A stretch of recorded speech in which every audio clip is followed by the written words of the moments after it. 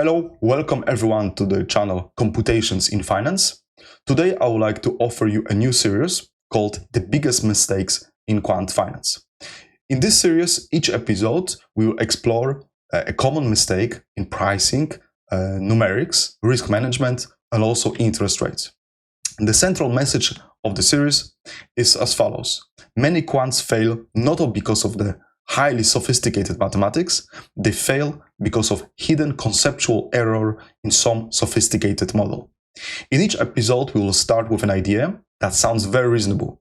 I will show you why this idea is wrong and explain you the principle being validated. And of course, at the end, I will illustrate the consequences with some hands-on examples. We finish each episode with so-called Quant rule. What is important about the series that the series is not the aim of the presentation of each of the episode is not to recognize and not to remember 30 mistakes that are covered in the series, but to develop a disciplined way to recognize, diagnose, correct, and prevent mistakes in making in your professional life. I have prepared a few introductory slides that will explain you each of the episodes and how they are constructed and how they help to avoid mistakes in the pricing or in general in finance. We know that quantitative finance uses a sophisticated mathematics. This is already what we have learned, that these days in 21st century, we need mathematics to price derivatives. But it's not only mathematics, it's also statistics, optimization, and computing. Yet some of the most costly failures do not arise from difficult mathematics. They arise from validating simple principles. This series is about recognizing those principles and why they are validated. What are the, let's say, missing points that quants could explore or could fall into a trap when considering pricing of a model. So let's see what are the typical examples. Using information unavailable at the decision time, confusing correlation and causation, overfitting historical data, ignoring model assumptions, mistaking simulation output for economic reality, confusing precision and accuracy. And of course, this is just an example of mistakes that can happen. In these 30 episodes, I try to cover the broad spectrum of possible mistakes in different areas. Objective of the series. The purpose is not to catalog the mistakes. This is not the idea of the series. The objective of these episodes is to build a systematic framework for recognizing, diagnosing, and preventing mistakes to happen. The central idea of this series is that many quants disaster original from a simple conceptual errors hidden inside of a sophisticated model. Each episode starts with a statement that appears very reasonable. This is the idea of this whole series, but is either mathematically incorrect or financially misleading. So we will have an incorrect belief that leads us to a quantum mistake. And of course, if we have a combination of a wrong belief, this means we will create a mistake and then this causes incorrect decision. Every episode will start with incorrect belief, a plausible idea that many practitioners may accept without careful examination. Then there is a mistake, evaluation of a mathematical, statistical, or financial principle, and then we have a consequence, and of course consequences in finance typically are related to wrong pricing, hedging, misleading risk measures, unrealistic backtests, or poor investment decisions. Every episode is created, is constructed in a certain way. This pattern you will see, it's reoccurring over all the episodes, all 30 episodes. We always will start with an incorrect belief. That will be basically a statement about some modeling assumption, about pricing, hedging, simulation, and so on. We start with incorrect belief. Then I will explain what is the mistake of that belief, what exactly is the problem with the belief we started with.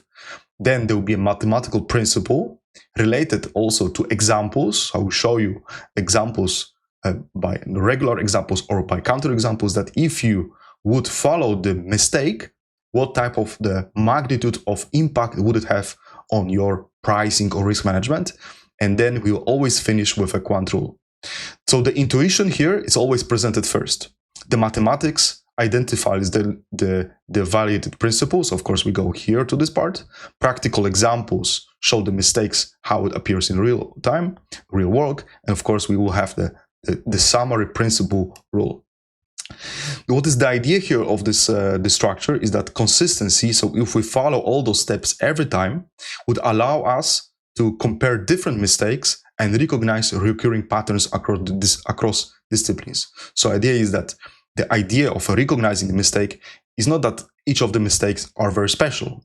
There's always the same type of reasoning, the same type of mistakes are people making. But of course, those mistakes are different, but the way how we fall into those mistakes, it's very common. So understanding of those examples, of course, examples that we will have, they will help you to understand the very abstract, quite often quite abstract ideas connected to practical situations like pricing of derivatives. Therefore, we will follow, depending, of course, on the mistake, we have two different examples. The regular example, when we talk about pricing, hedging, calibration, so we will see exactly the impact on derivative pricing, but also we will consider a few times counter examples. So we will deliberately start with a wrong assumption and then just to see how wrong assumption, what are the consequences of the counter example in the mistake. And of course, those two types of examples I created on purpose to really highlight the problem of a mistake. So those examples often make the underlying error immediately visible. You can see from the examples, indeed, although something sounds very reasonable, the impact, if you just look at it, it could be very marginal in terms of mathematics. But then if you go to, let's say, look at the bigger picture of a pricing, an interest rate swap, for example, with a huge notional, this impact or this mistake could lead to quite significant losses. So the goal here is not to memorize 30 isolated mistakes. So it's not about that. The goal is to develop a repeatable way of thinking. We always start with recognizing the mistake, diagnose, correct, and then finally prevent. And I hope that after 30 episodes of following the same routine of dealing with mistakes, you have developed intuition, how to avoid mistakes in the future. And for every model, strategy, or calculation, there are a few things we always have to ask. And this will be something that will be also recurring in the series. And this is related to the following questions. Which assumptions am I making? Which principle justifies the steps? Why I'm making this decision? And what could invalidate the result? The most valuable lesson in quantitative finance is not a formula. It's ability to recognize when a formula is being used incorrectly. This is the final message of this slide. I have prepared a few. We have 30 episodes, and I have categorized them to really cover quite a broad spectrum of mistakes. And as you can see, we will not go through all the mistakes discussed, covered in this series. But what is important to see that each of these mistakes, if you like to learn more how to avoid mistake, or you are not familiar with mathematics covered in the mistake, you can always refer to a particular lecture that is given for free in this channel. So you can see here that if you look at the first category, risk neutral pricing, then we have some of the lectures are financial engineering. So FE means financial engineering and CF means computational finance. And the number after the name, it basically means here it's a second lecture. So if you are, for example, interested in using information from the future, this is about filtration, sigma fields, then if you would like to learn more, then you have to revisit lecture number 2 from the financial engineering course. And then we have 4 mistakes related to risk neutral pricing, and I'm touching 2 courses, computational finance and also financial engineering. Then if we go to the second category, this is the volatility misconceptions. Those are mainly focused or related to computational finance course. So at least you can have some background information if the mistake is unclear to you, what is exactly what happens, what is the mathematics behind, how you can simulate to check it. So those are 2 first categories. And then we also have a category related to model construction. So how, if you create a model, what are all the mistakes, what are the mistakes you may encounter? We will have quite a few mistakes related to numerical implementation. Of course, this channel is computations in finance, so we need to have some attention to numerics.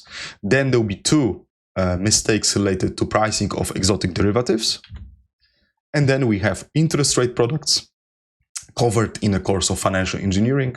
And also, finally, we will have 2 mistakes related to risk management. This will be about the XVA and VAR calculations. So this is basically the overview of the new series, consisting of 30 episodes. As mentioned before, this is not about memorizing what the mistakes are and how to avoid them, but this is about developing intuition on if we have a particular problem in finance, how to attack this problem, what type of mindset we should change. And essentially, we should always challenge the model assumptions, and we should always look at the relation between the market and the model, whether the model is realistic, etc. But those kind of intuition questions, we have to develop, let's say, over this 30 episodes, fully focused on the mistakes and how to avoid them. And again, it's not about memorizing those mistakes, but learning how to recognize that we make a mistake in the pricing or risk management or numerics and so on. This is why I have covered quite a wide spectrum of different types of mistakes and where those mistakes may take place. I hope that you will enjoy the series. Thank you very much for your attention and see you next time. Bye bye.